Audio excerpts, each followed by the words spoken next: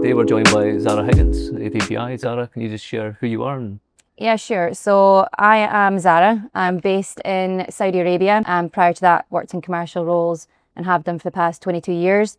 But I moved to Saudi about 6 months ago now, and I also head up the energy business line, which has actually conveniently worked quite well because I'm now based in the Middle East. Yeah. So I subsequently get the opportunity to speak to like Asia Pac, etc., with more ease because the time zone, yeah. And I mean, in Saudi in the summertime, it's only 2 hours ahead of the UK. Yeah. And in the winter time, it's 3 hours ahead. So it's like no time difference at all. So it does then open up that 2 to 3 hour window to speak more to like Indonesia, Singapore, Australia, etc. as well. So it's good. And where did you grow up? You're from Aberdeen?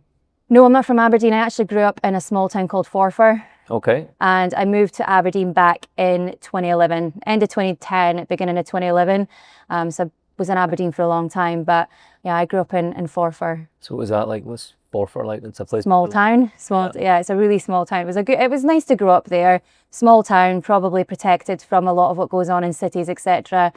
Not too far from Dundee, like quite close to Aberdeen as well. But we're always really interested in coming to Aberdeen because my dad's from Aberdeen. Okay. Massive Aberdeen supporter as well. And so I've always had an association with Aberdeen because during the school holidays, etc., that's where we came. We came here and went to the Cadonas. That's what we did for our, jokes aside, that is what we did for our summer holidays. That was like our treat.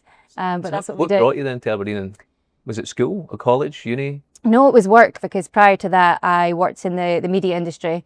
So I worked in newspapers when people still bought newspapers, and I sold advertising space, and I did that for a really long time. Then I diversified into hospitality where I worked in hotels and sales. So I did that in Dundee for a while, and then I was approached to come and work in Aberdeen where I went to work for one of the local hotels here that had opened. And then from there, ATPI approached me to go and work for them. So it was work. What age were you when you moved into sales with the paper? 16. I was only 16 years old. Left school when I was 15. Didn't really know what to do. I remember I wanted to go into beauty and hairdressing, but that was because my friends were doing it, not because that's necessarily the career that I wanted to go down. And it was my dad that actually said to me, and he's very much like education, education, education. Get out there and make something of yourself. So it was him that said, do you really want to do that? And I didn't. So we sat down together, looked at the different courses, and I did a business management course. And it's probably and I did that in Angus College in Arbroath. Probably the best move I made, Kenny, because that then opened up to my eyes to the business world and actually what I could then potentially do in the future.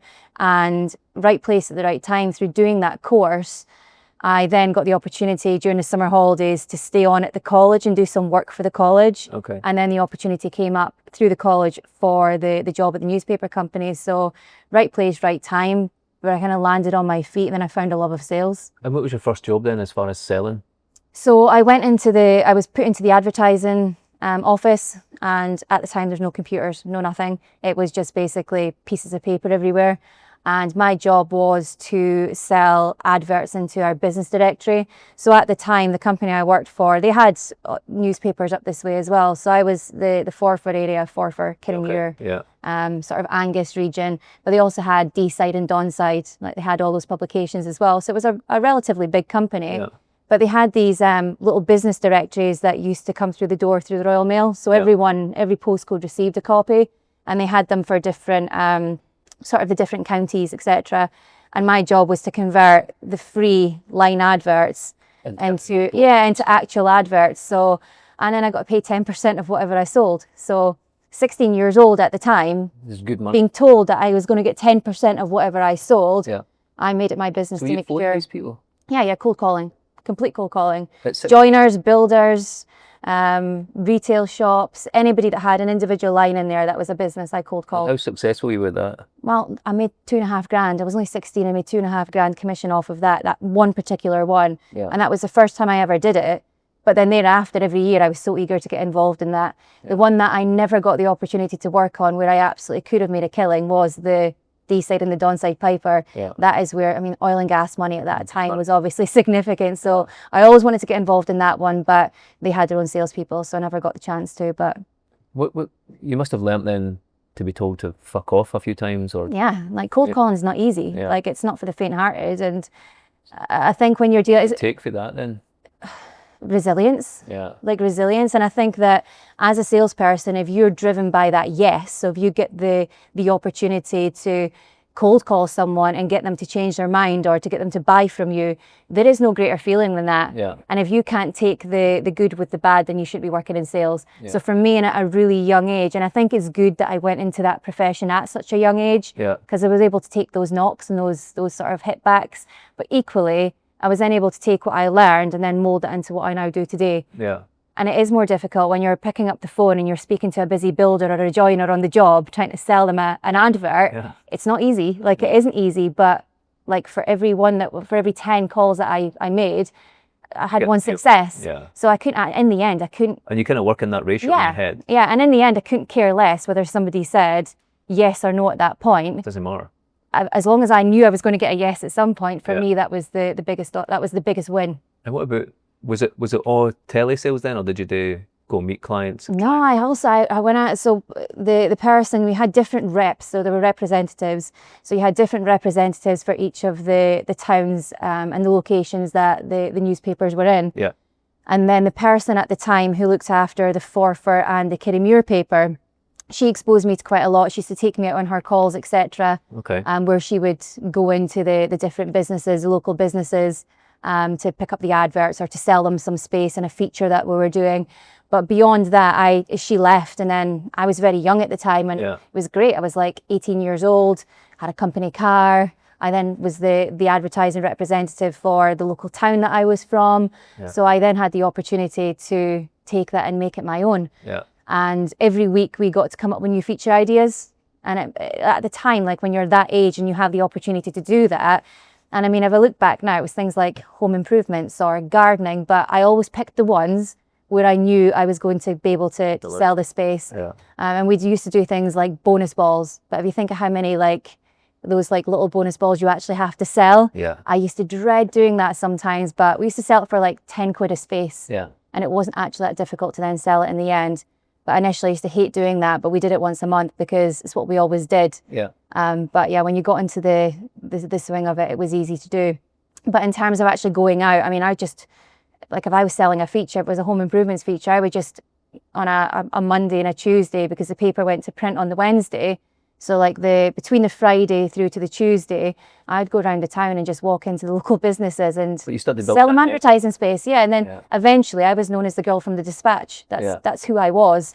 And actually, to a degree today, a lot of the business owners that I built that rapport with over the years, I still see them around town. They're friends on like social platforms, etc. They still remember me as the girl from the Forfar Dispatch. Yeah. I'm not a girl anymore, so it's quite... And then for there, then you went to hotels? I did, yes. Okay, and what were you doing there? Same. Yeah, well, I went to work in sales. Is that corporate? Or? In the corporate side, yeah. So I went to work for a well-known brand in Dundee. I would love to say I had a great experience there. Okay. I went from being really well respected from where I was, and it was all I ever knew. So for me, it was taking a bit of a leap of faith and into the unknown, so to speak. But I had to do it because the newspaper company at the time just didn't diversify quick enough. They just didn't diversify quick enough into the online world. And then that put them into a bit of a compromised position, because you've then got all of these opportunities for all of these businesses to advertise out with your traditional newspaper, right, with something that you physically hold. And I think, to be fair to the Press and Journal and DC Thomson, they were probably one of the best to diversify and to physically keep the publication. Yeah. And I always admire them for that, because they were a competitor of ours. And at the time, I think we were a bigger company, because the Scotsman then acquired us, and so did a company down south. But they sort of, they moved into that world much quicker and were able to diversify. And I mean, they're still going today, so it's got to be respected. But going into the sort of the hospitality industry, then I took what I'd learned and took that with me, but I was still very young. I was in my very early 20s, still very, very young, but I went into the unknown. It was completely the unknown. You're looking at sort of different values when you're selling a proposition. You're now selling a physical product. You're physically selling like meeting space and room nights to corporates and setting up corporate rates, etc. And I learned a lot, and it was probably the best move that I made to then diversify, obviously, into a different industry. Yeah. But it wasn't a pleasant experience, but it's one equally where, whilst it wasn't a pleasant experience, I took a lot of away from the unpleasant, like sort of circumstances that I was in, and then I took that and I sort of shaped that into one, how I treat other people.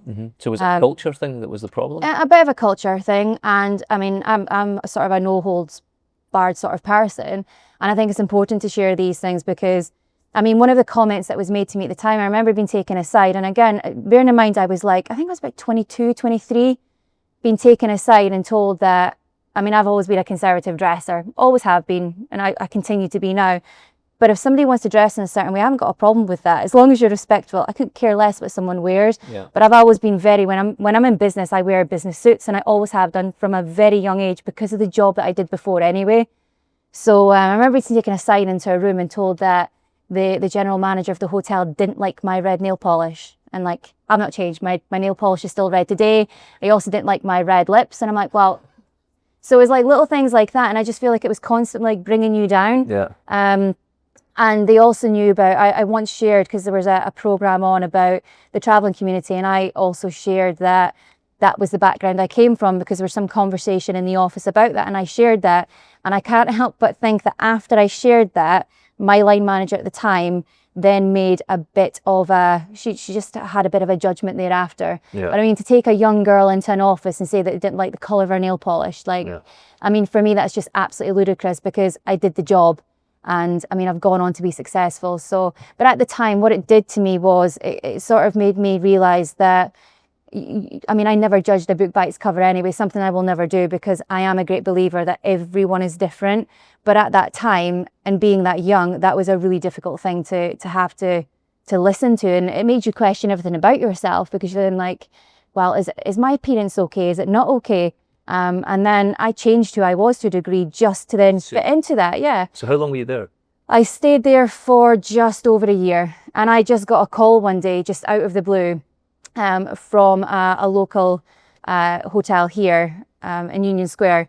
It was Judy's at the time, they're Leonardo now, but the Judy's in at the time, and they called me to see if I'd be interested in moving to Aberdeen. Okay. And again, I had such a good association with Aberdeen. I knew that the oil and gas sector was prominent, and it was an incredibly prominent time when I sort of came into the city. But for me, that was probably the best move that I ever made. That would have been brand new at the time, wouldn't it? Yeah, it was fairly new. It was only about a year old when I sort of went to work there. But that for me sort of opened up my eyes to what else is out there in the world. Like what more can I sort of give? So how did you get through there to ATPI then? Because I worked with agents, so because I worked with a lot of our client mix were directly with the corporates, but also with the travel agencies. And then I built some rapport with the account managers there at the time. Yeah. So Claire McGuinness, she's still there. She's still at ATPI to this day. She contacted me, and Lynn Coots, so you know. Yeah. They were at ATPI and they both worked together previously, and they both actually came from the hotel world as well. So they probably seen me working in hotels and saw that I had sort of this same approach that they did, so I would fit in well into how sort of they saw the future of ATPI and the account management team at the time. So they approached me to go and work for them, which was interesting. And then you left ATPI for a period. I did. I did. I left for a short period of time. I don't regret it. I've got absolutely no regrets whatsoever. I didn't leave on bad terms. Yeah. It was just as we were emerging from the pandemic. So was it a promotion as such? Opportunity there? If I'm going to be totally honest, it was a sidestep. Okay. I didn't go into sort of an elevated position. It was definitely a sidestep. There's no two ways about that. But it was a sidestep that I probably needed to make at that time, both in my professional and my personal life. We were emerging from the pandemic. I'd worked throughout the pandemic. We were very fortunate at ATPI that we managed clients in the shipping and the energy sector, and those were two prominent sectors throughout the pandemic. They needed to continue to operate. So I was very, very fortunate in the respect that I had the opportunity to stay on and work. But it also killed me because I felt like, and I know this sounds absolutely ridiculous, but I sort of feel like I had some like survivor's guilt. Because I had this entire team of like account managers, and then there were salespeople, and then there was operational staff, and they were all furloughed. Yeah. So there was core business that was kept, but there were lots of people that were equally furloughed. Yeah. And I knew how they were feeling. I mean, I think that was the best summer that anybody had ever experienced. And I never got the opportunity to experience that because at the time I lived in a really small flat, no garden space, etc. And you weren't meant to go out and walk around and whatever. So whilst I seen people like out in the sun enjoying themselves, I knew that they were worried about their jobs. Yeah. And then here was me still working. But I cannot tell you, Kenny, the hours that we worked when we were there, because you were kept to core staff. They kept it quite a small group. Yeah, and it was very restricted. But I felt like I had survivor's guilt, and I think that played on my mind and played on my conscience throughout the pandemic. And then it was just one day. I mean, that was the most successful new sales year I think we'd ever had. Yeah. Was because it just felt like everyone was then going to RFP, so we won some considerable accounts. There was a lot of companies before COVID up here. There was a lot of travel companies. Yeah. And then after COVID or during COVID, we saw them gradually. Yeah, they didn't survive. The Flight Centre, Union Street closing down. Work with Travel Lead, Sally, absolute superb. Yeah. So lots of them, and then they were all gone. Yeah. So there must have been opportunities for you to pick up. Yeah, huge opportunities for us to pick up on local business here, but big global business went out to bid, and we won it. And I was a key part of that. We won it as a tight knit team, and we were incredibly successful. But one day I got a call from someone that I used to work with, and she was like, "Do you want to come and set up the energy division for us?"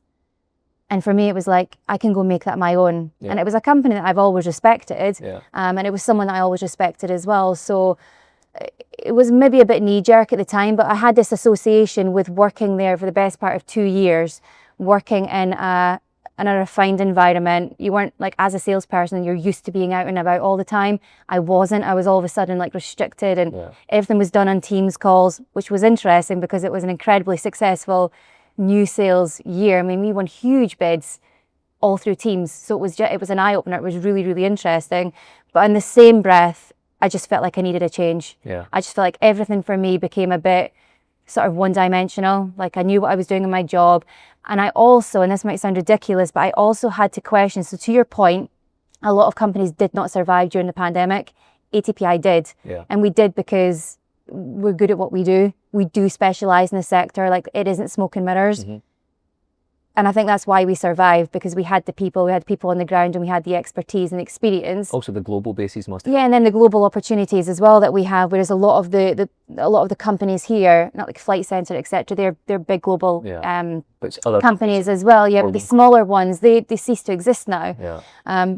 But it wasn't a case of, I'm just going to go off and do something else. I honestly started to think, are we just winning business because we're ATPI and we're good at what we do? Yeah. So I didn't think I was challenging myself anymore. I didn't think I was going out and actually winning business because I was good at what I was doing. Yeah, to a degree. And I know that's ridiculous, but that is how I felt as a commercially motivated person. So if you think back to the young 16-year-old that was like picking up the phone and it was really difficult to win business. Now, I'm not saying it was easy to win business, because it's never easy to win anything. But I couldn't help but think, are we so successful in the energy space particularly because we are so good at what we do? Yeah. And it makes you question everything about yourself and your integrity. And for me, that's everything. So I felt like I needed to go and challenge myself again. And that was, I don't regret doing it. Yeah. I went away for 2 years. So it's not like I went away for a short period of time. And that's, of course, where I then built the relationship with you guys. And I firmly believe that the strategic partnerships that we physically built with the likes of OGV, that's what enabled me to set up the division that I set up for that travel company. Yeah, to establish it. Yeah, yeah. And so you went back to ATPI? I did. I went back not because things were failing where I was, because actually I won business there that I had no business winning. Yeah. We should never have won. I should never have beat ATPI or another specialist travel company in some of these bids, but we did, because one, I know the sector. I know it very well. I make it my business to get to know what the energy sector does, what they're doing now, what they're doing in the future. Partnering with you guys definitely helped us. That helped sort of raise the brand, etc., because nobody knew who we were. Yeah. Nobody knew who we were at the time. The thing that sort of was a sticking point for me, I always made it clear that you need to have the experience, and the consultants managing the business and the technology that you've got to support has to complement the sector. Yeah. Very different to dealing with government or legal clients or retail or finance clients. Dealing with the energy sector is so different, because things need to be done yesterday. Yeah. And it's such a volatile sector that you've always got to be prepared to change. You've always got to be prepared to move people at the drop of a hat. But they just didn't invest in the experience in the consultant side. And you can't just diversify. You can't just have somebody booking travel that books travel for a legal company that can just easily book travel for an energy company. Yeah.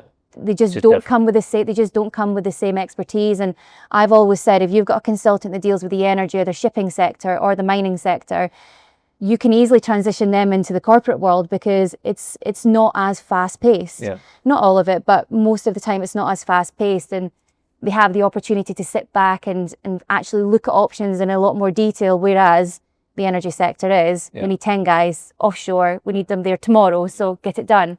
So you can diversify from the energy to that side, but not vice versa. And the company I went to work for, the mistake that they made was just sort of the assumption that anybody can manage that type of travel, and that just wasn't the case. Yeah. And in the end, in this industry, and you'll know the sector, it's a small world. Mm-hmm. And I'm a great believer that everything that you sell in, if you're not delivering, it's on you. And in the end, I felt like it was on me. And I won some big bids, like collectively as a team, like Shelley and I, we won some significant bids in the energy sector. Mm-hmm. We implemented them, and then when things started to fall down, it's a reflection of you. And I think that your reputation is everything. And to a degree, my reputation was damaged. I damaged my own reputation. Through back of house, bad admin. Yeah. Bad management systems. Yeah. And I'm not too ashamed to admit that. And I've subsequently had some conversations with companies that I had sold in. Yeah. To trying to repair that. Yeah, I sold them in, but I think they knew me well enough. I was very fortunate that I've made an effort to get to know people in the industry, and I collaborate with them at industry events. Like I don't just go and sell something to somebody and that's it. Yeah. We get involved in a lot of the industry events with like OGV, with IEDC, with EIC, etc. So we immerse ourselves in the industry. So I never lost the connections, and thankfully nobody held it against me. Yeah. Nobody held it against me because they knew that I didn't go and position something that I didn't think was going to work. It just didn't work out. Yeah. And most of those companies are now with ATPI. Yeah. So followed you. Made amends. But that's relationships, isn't it? And that's a key skill set for sales. Relationship is everything. Yeah. I think and that was the big thing for me. I think if your reputation's damaged, then the trust is gone. Yeah. So that's what really started to worry me. So when ATPI got in touch with me to come back again, it wasn't an easy decision to make because I actually really liked where I worked and I could see it working longer term if I stayed. But I always felt like I had unfinished business. I was always prepped to take over the Aberdeen office from Helen Gordon, who was the previous general manager. I was always her succession plan, and I knew that. So when I was asked to go back and to take on that role, it wasn't for financial reasons I came back. I came back because I felt like I had that unfinished business, and I felt like I could come back to a company that I really believed in. And I think at that point, I knew I was good at what I did because I should never have won business against ATPI because they are good. They were the best at what they did. Booster. Yeah. Good agree. Winning that work. Huge lessons learned, massive lessons learned. And as I say, they were a good company to work for, and I did go away for 2 years, so I gave it a good amount of time. But I knew when I got that call to go back that it was the right thing to do. So you went back to lead up the team here? Yep. So what did you bring into the team then that kind of changed the focus or the drive? What did you add or take away for you? Because I went away, and I think brand is a big thing. So because I went away and I had to almost really, from the ground up, because they had a couple of really small accounts in the energy sector, but it wasn't something they specialised in. So I went away and I took the opportunity to get to know what that actually meant to have to do that. ATPI were already established, so already ahead of the game, they're already established. But the thing that became really sort of stagnant for them was the brand. Brand is everything. Yeah. Marketing complements sales and sales complements marketing. And without the two of them, neither ceases to exist. Yeah. So we really came back and I looked at the strategy. So I sat down with JP, who was previously head of energy in Houston. Yeah. And I learned so much from her over the years. And she was one of the reasons that I came back as well, because she's so invested in the energy space like I am. Yeah. So I've learned so much from her over the years, and she subsequently then handed the reins over. And one of the biggest things we looked at was the brand. How are we positioning ourselves? What are we doing? What do we need to do different? And how do we keep being different so that we never become sort of complacent again, because, and I think that's the right word to use, I think to a degree we were complacent, and that's probably why I left. Because you were yeah, leading. because we're good, and because you're leading, but you can never take your foot off the gas, pardon the pun. You can never take your foot off the gas, because you have to be able to continue to diversify, continue to move. So whilst you're good at what you're doing and you're bringing all this new tech, etc., to the industry, the brand is a really important factor. People need to know you're there. Huge factor, Technology. And then I was very fortunate. I obviously built that relationship with you. Which then enabled us to move across. And that was one of our biggest moves, was working with yourselves and then taking ATPI into some of these big events that you do, like OTC. And it was just how we... It's almost a sales pitch for OGV here. Like, never had so many compliments on a podcast. This is true, but this is how we sort of diversified, because we often attended events like OTC, ADIPEC, offshore Europe, etc. We in ONS, like we attend those ones, but you attend them as salespeople. You're never really involved in them. You're never involved. And I'm a great believer that when you're going to these big events, don't walk around the stand selling to people. It's the worst thing you can do, because I always think about when we're at events and how much money it costs us for a stand. I think it's unacceptable to have people coming in and selling to you because you're there actually to pitch your product.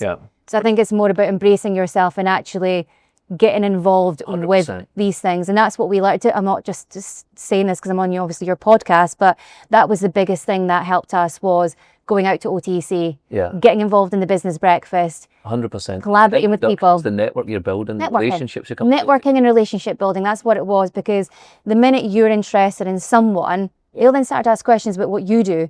So for me, like going to these events, like we needed to completely change, and I didn't want to keep doing what other travel companies were doing or other companies do. I think it was important for us to actually fully immerse ourselves into the energy sector. So the starting point was working with you guys. Out in the Middle East, they've always been very, very good at that. Like they had established relationships with the likes of EIC and IEDC. But we go a step beyond. Like we don't just see ourselves as being a service provider to the energy sector. We see ourselves as being an extension to the supply chain, because without our support, and it's not just booking travel, you've got the duty of care aspect attached to it, you've got the control over the spend, etc. So travel is a huge part of any P&L. It usually sits within the top 10, most of the time the top 5 in any P&L. So we've sort of really embedded ourselves into the companies, and that is through organizations like yourself and the other ones that I've mentioned. That's what's helped us really set ourselves apart and then grow that brand. That's what's helped it. And away from the sort of brand growth, what about within the business? What have you done? How have you led the team? What is your kind of managerial or leadership style?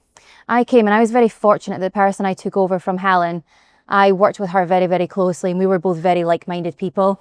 She was more, and we both complemented each other. She was more methodical. I was sort of more on the other side. So we both complemented each other to a degree. So I knew coming back in, and Helen unfortunately passed away, and that's one of the reasons that I sort of knew that I had to come back, because I always felt like I had the unfinished business. I always felt like I had let her down to a degree by leaving. And she was one of the ones that wanted me to come back as well. So coming back was really important, because I wanted to make sure that I helped her legacy continue, her vision continue. And we'd done so much together previously. So when I came back into the business, it was almost like I'd never left. Because ATPI, I've got a really good employee retention. The people that were there were still there. And when I went back in with Helen, our approach was to pick up where we left off. So a lot of what I did was based on what she was doing before. And then she unfortunately got really, really sick really quickly, really unexpectedly.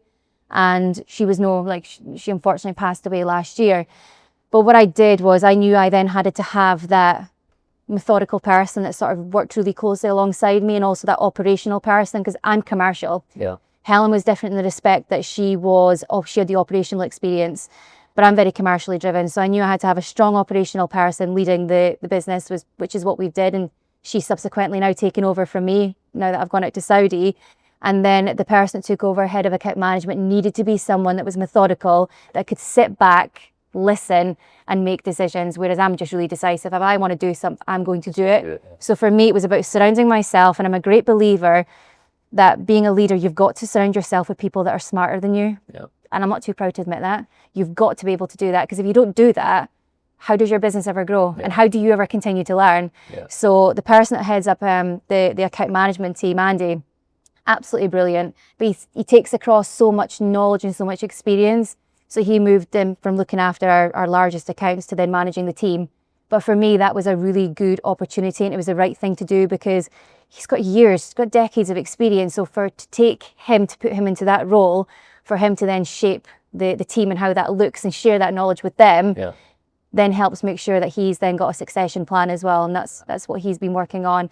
And then Nicola, from the operational aspect, she's always been operational, but she's always been really interested in the commercial side. So I knew going into Aberdeen that I wasn't going to be there forever. I always had great aspirations to go on and do something different.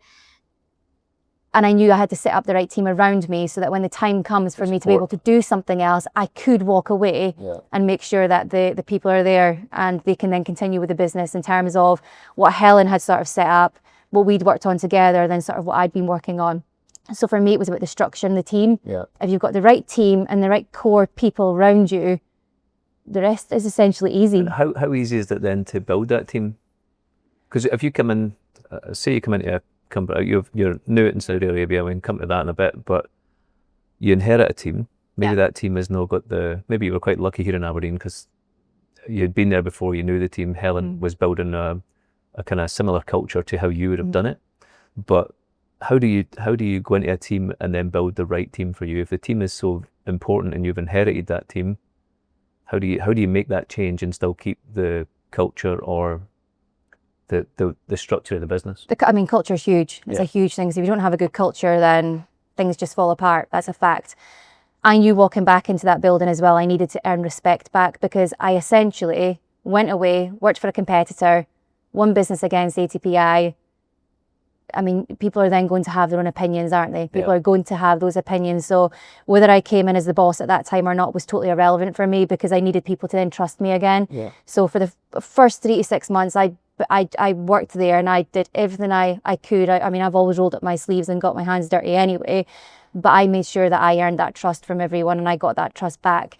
And I was fortunate that I knew a lot of people on a personal side as well. So I feel like I went back on in good terms anyway, but in the back of my mind, I knew I had to get that trust back. But was that more internally in your own head that you had possibly to prove yourself? Possibly, yes. But I don't think that's such a bad thing, even if that was the case, because I actually think by doing that, people are then going to want to work with you. They're going to want to work with you. They want to see what your vision is. They want to follow you. They want to support you. But finding the right people, I mean, it's always a challenge to find good people, but at ATPI, because people have been there for such a long time, you can then start to go in and you look around and you can see the ones that are ambitious, the ones that really want to drive, the ones that want to move forward.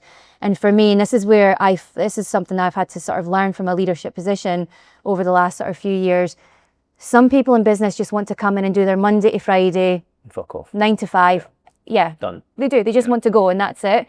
Whereas, and there are few people that are ambitious that really want to go above and beyond. Now, because I'm one of these people, like I mean, my work is my priority, probably always will be. I'm okay with that because I love to work. I want to be successful. I love to work. And I found that really hard at one point to separate how you can have like these young people that didn't have the same ambition and drive that I did. But then I also had to learn. Oh, those people of all ages. Yeah, they are. You're right. No drive. Yeah, you're right. And I just thought, why? Why do you not want more? But for some people, it's enough. So I had to accept that. And actually, these people they're the core part of your business. You need these people because they've got the experience, they've got the expertise. They just want to come in and do their job and go home. And that's fine. But then there are always a few people that you can pick out. And I knew some of them. So I always knew going in who I was going to position to do what. And it went and it worked out and they trusted me. But you have to find the right people. You have to find the right people. And then the sort of the part that was then really crucial for us was the marketing side.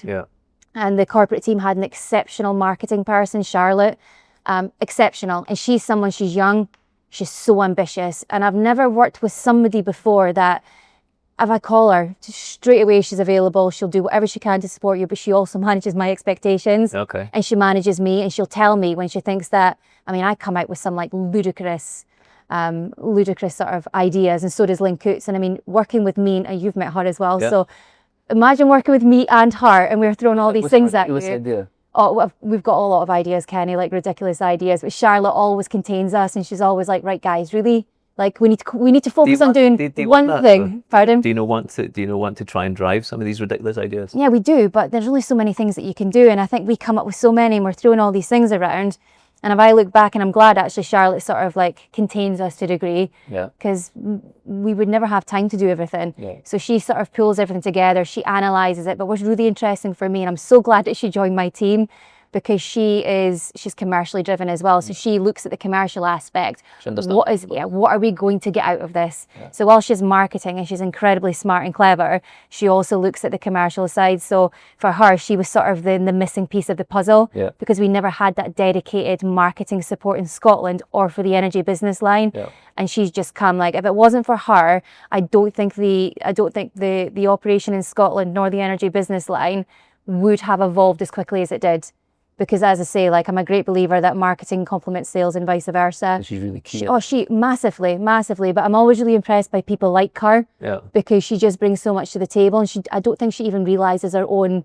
I don't think she realizes her own sort of. I think people with that, with drive or that work ethic, and it's just a thing that you've got or you've not. And it's also making sure that these people all get along. Yeah. Like, and it's massive. And like Lauren that heads up sales in Aberdeen as well, and she was very new to sales when I came in.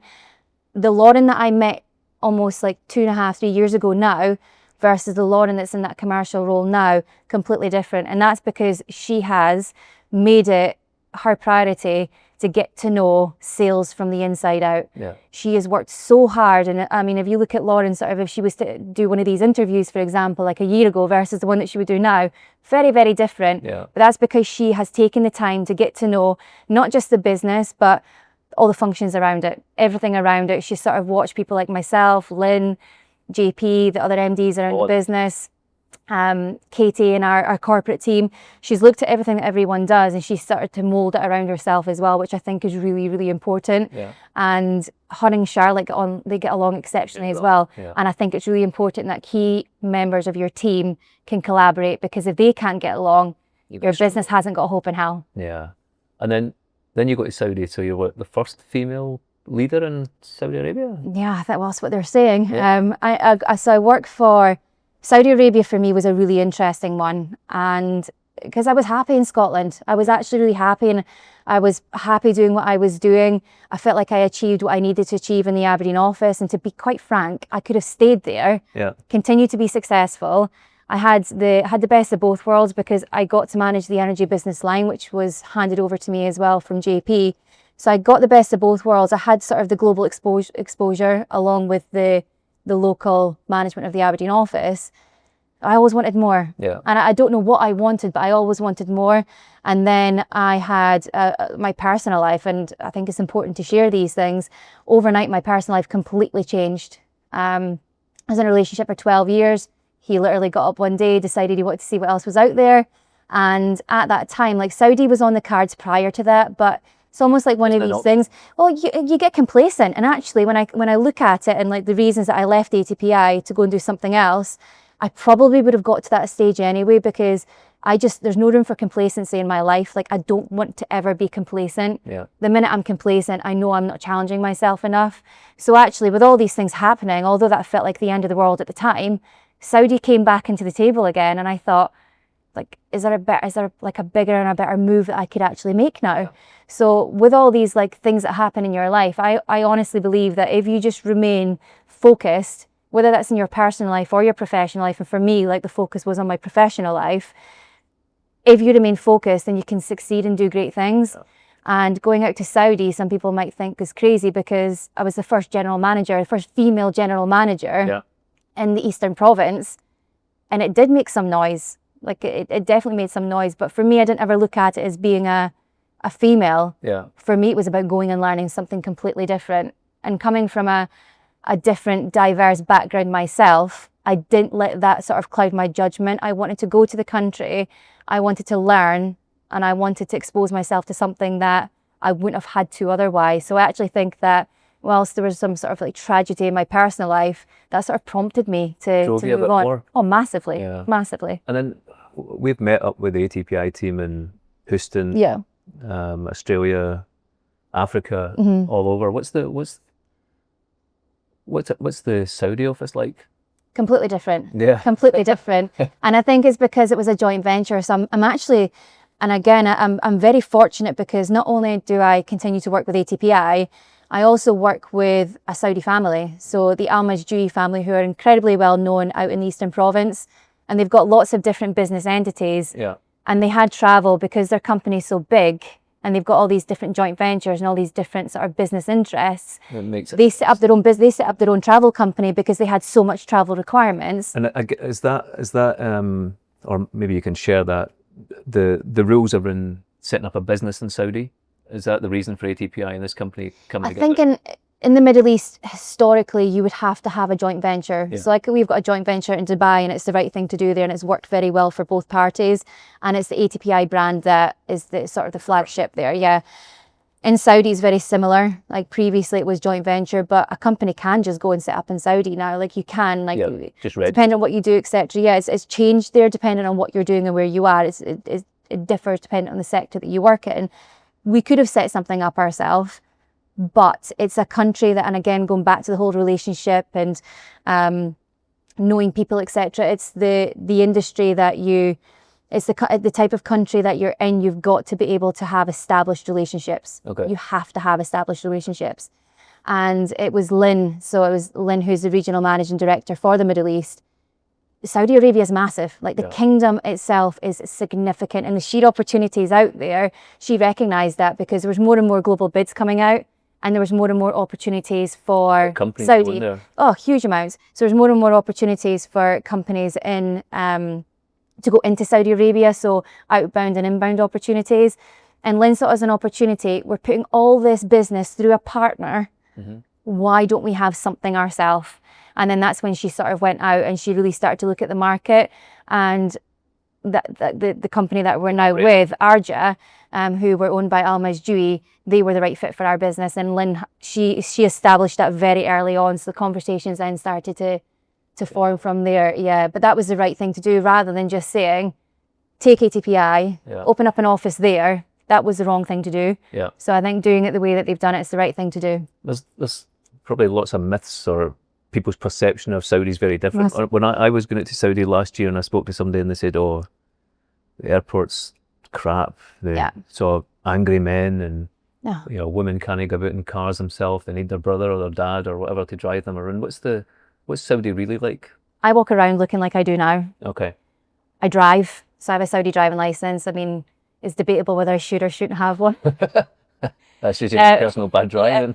Well, there it is. Like there it is, just a very different way of driving out there. But I've got used to it now.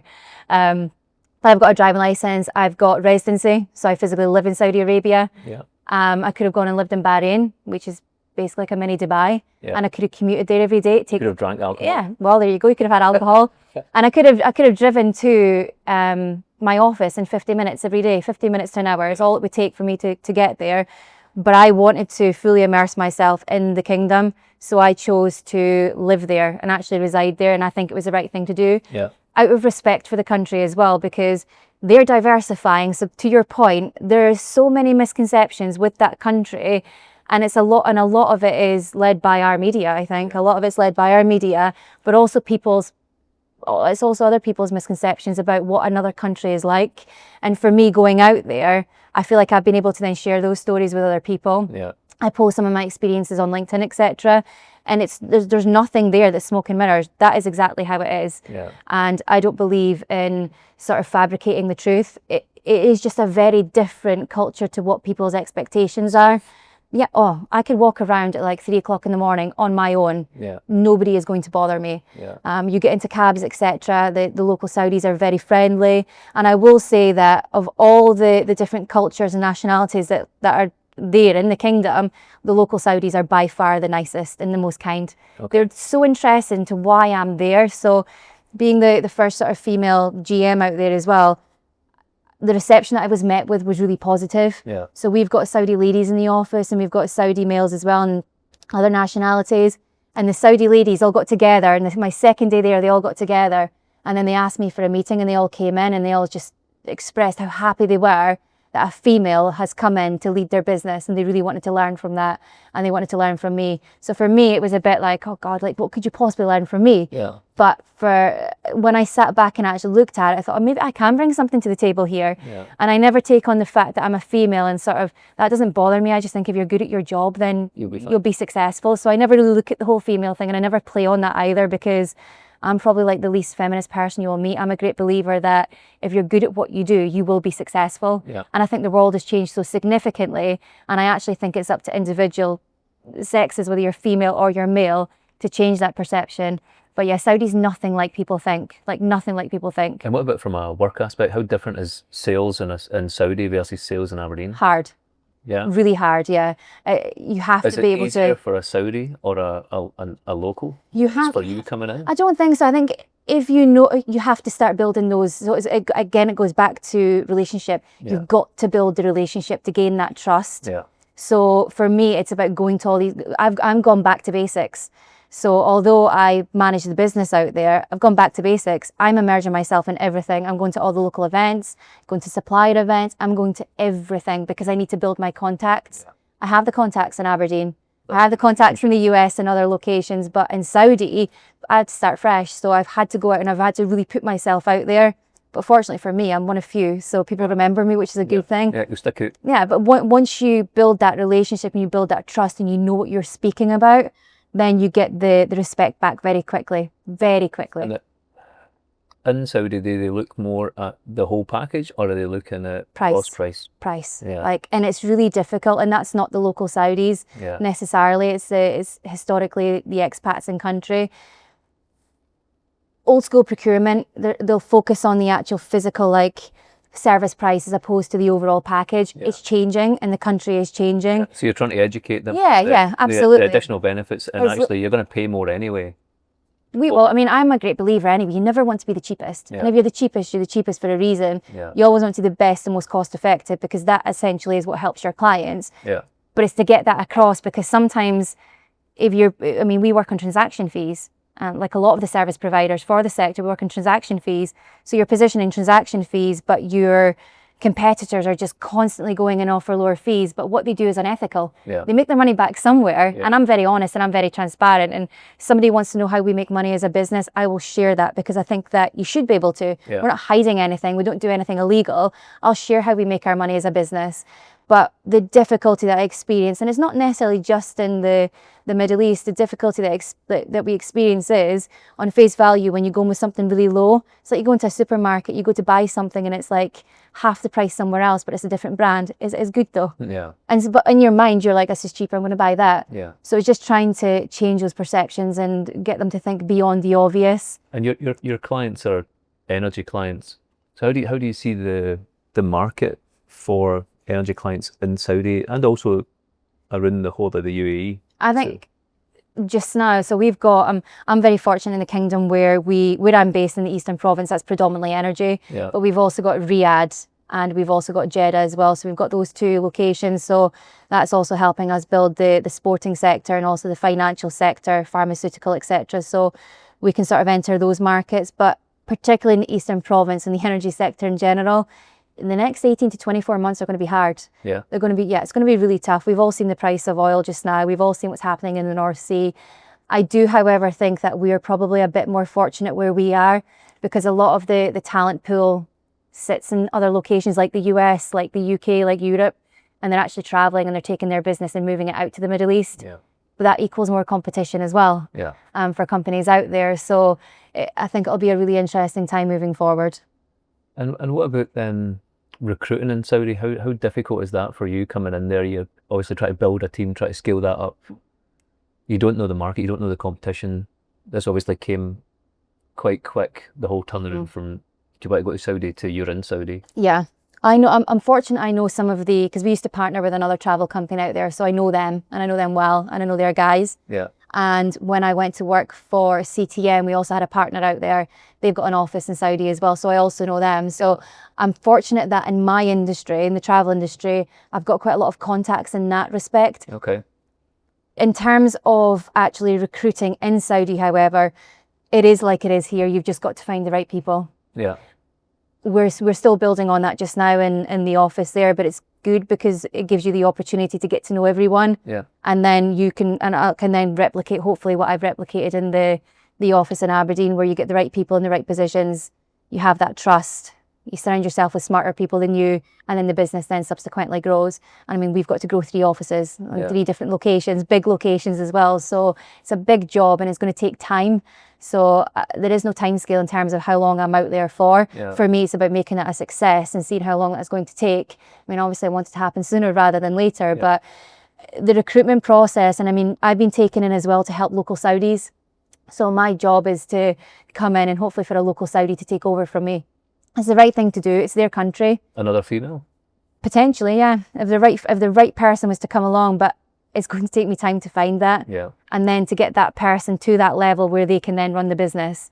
I don't know how long that's going to take, but I'm hoping that through like recruitment fairs, etc., that we go to, and I'm quite a good judge of character, and I read people quite well, and you can always tell quite quickly who's ambitious and who's not. Yeah.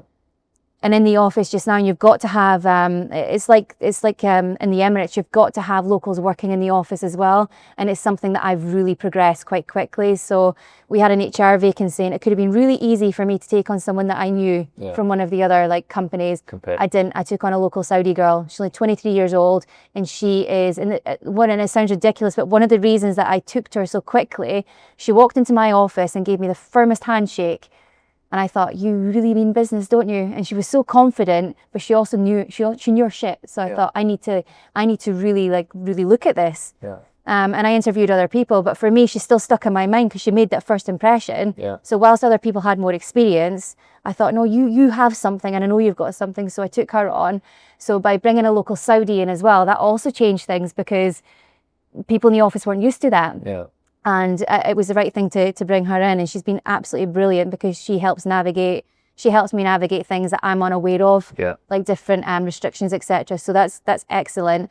And then we've got a group of Saudi ladies as well who work in operations, but one of them's already made it clear that she wants to move into sales. She came into me one day into my office and said, I need to speak to you. And I thought, God, don't tell me you're leaving, Zainab. We really need to keep you here. And she was like, no, she's like, I really want to join sales. I've wanted to do it for such a long time, Zara. I'm like, do you know how difficult sales actually is? And it's one of the most difficult jobs in any company, regardless of what you're selling. She's like, no, this is why I want to do it. I want to challenge myself and I really want to get involved. But she'd been reading books, she'd been watching films, like she really wants to like immerse herself. And for me, it's perfect because she speaks Arabic. Yeah. She speaks better English than I do. Yeah. And it's the right thing to bring her into that. So she's already sort of moved forward and said, this is what I want to do, which is great. And then we've also had a local Saudi gentleman. He came to me as well, and they're so professional in how they move. Like they put like scheduled dates in my diary, and I always think the worst. I'm like, you're going to come and tell me you're leaving, aren't you? But it's not. And for me, it's been a lesson because I thought, and I've told them when I held a town hall, I said to them all, if there's something that you want to do in the business is out with what I'm already, like what you're already doing and what I'm already suggesting, bring it to the table, because at this moment in time, nothing's off the table because we need to be able to expand and grow. And the only way to do that is to actually hear it from you guys. You guys live here. You this is where you're from. So yeah, Zainab was the first to come forward and want to do that, which I was absolutely delighted with that because I had a sales vacancy, so it made sense. Yeah. And it's also somebody that I can help mold as well, which is great. And then one of our Saudi gentlemen, he came forward, Abdulruf, and he was like, right, we've got lots of opportunities in meetings and events, because huge opportunities in meetings and events. There's a lot of inbound opportunities, but there's a lot of outbound opportunities as well, because everyone wants to work in the kingdom just now. Yeah. So it's a great opportunity. So he saw an opportunity to grow that business line. It was already on my agenda because I knew that I needed to make a change there. And he came to me with a business plan. Wow. So he put a meeting in my diary, then came to me with a business plan. I said, go away, tell me what you need that to now look like moving forward to actually grow that. And then 2 days later on my desk, he had like a full plan of action. Wow. So people in the country, so the recruitment side, it's important you keep these people though, because they're the people you do not want to lose. But the recruitment side, and it's only drive, they've got ambition. Yeah. But my job is to help the locals continue to progress with their career. Also subsequently help the expats that have always lived there as well, of course, and then to make sure that I'm progressing myself. But my job is to make sure that a local Saudi eventually takes over from me, because it's the right thing to do, and they're really eager to learn, and they're eager to help grow the business as well. So that was a really big learning experience for me, because I think perception is these are such rich countries that a lot of locals don't want to work. Total misconception. Yeah. Total misconception. And it's a misconception that the local ladies don't work, because they all work. Okay. They all work, and they're all ambitious. Yeah. So you see them working everywhere, like every industry, and they all drive as well. So again, back to your point earlier about misconceptions. When I landed in Saudi and went to the airport, it was all females that worked in the airport. Yeah. I got a visa in 2 seconds for the machine. It was very, very easy. And I saw you go to the coffee shop and there was women and kids running about. Yeah. Whatever else. And although I've gone to a country where it is alien, like nobody knows me there. And I remember when I first came in with my suitcases, that my entire life was packed into 3 cases when I went across there. And I remember going there thinking like, oh God, have I made the right move? But I definitely believe I made the right move, because you can be it's like when I go to London, or you're somewhere where you're surrounded by so many people, sometimes you don't feel like you're seen, and you don't have much purpose. I feel like I've got a bit of purpose there, because everyone seems to be interested in what you're doing. And even when I'm setting up meetings, etc., people are more receptive to have that meeting, because 1, they probably want to find out why I've made that move. Yeah. But 2, they're actually interested in what you've got to say. Yeah. So for me, it's been a bit of it probably came at the right time, both professionally and personally, but definitely a good move and an interesting move, because it's one of the fastest growing markets in the world.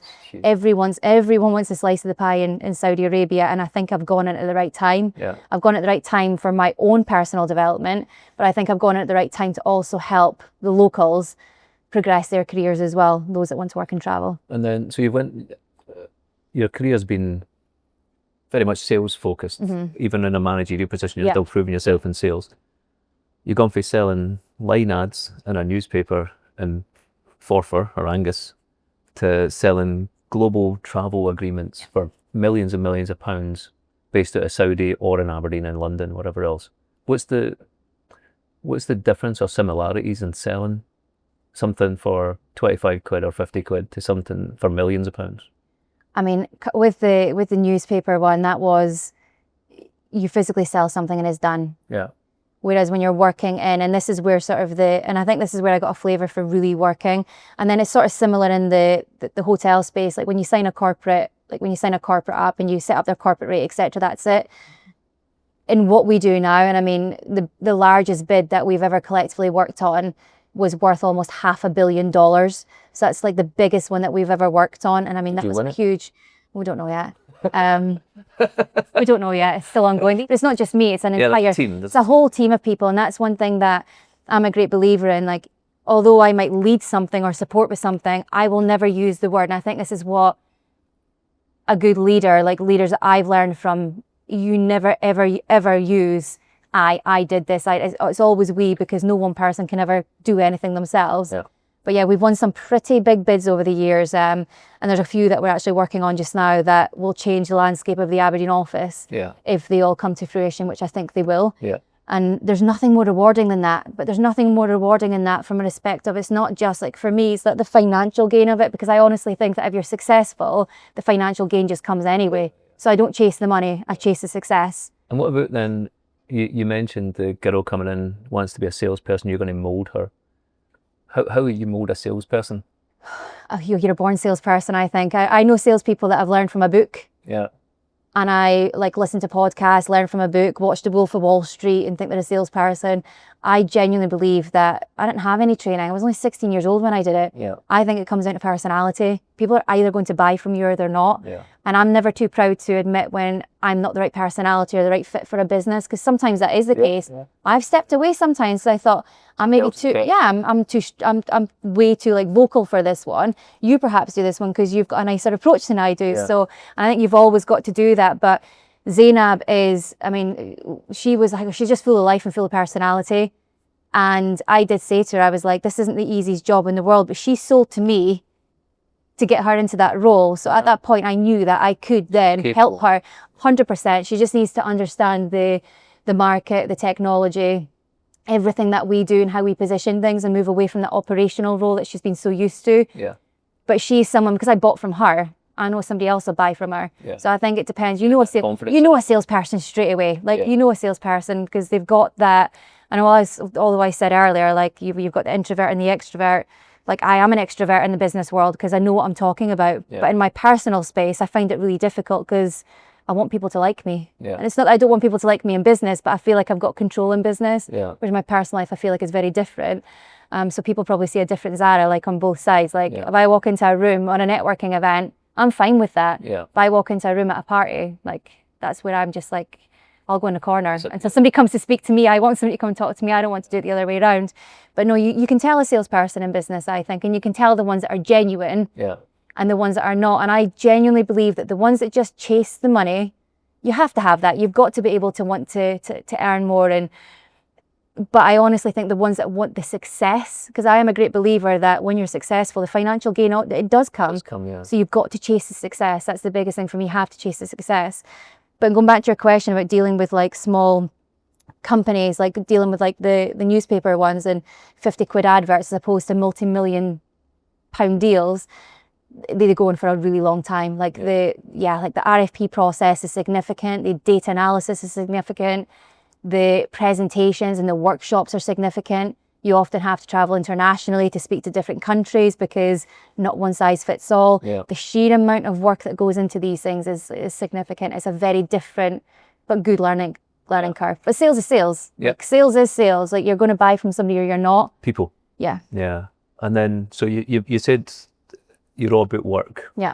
And work comes first and personal life comes second. But away from work, what do you do? Shop. Spend money that I shouldn't spend.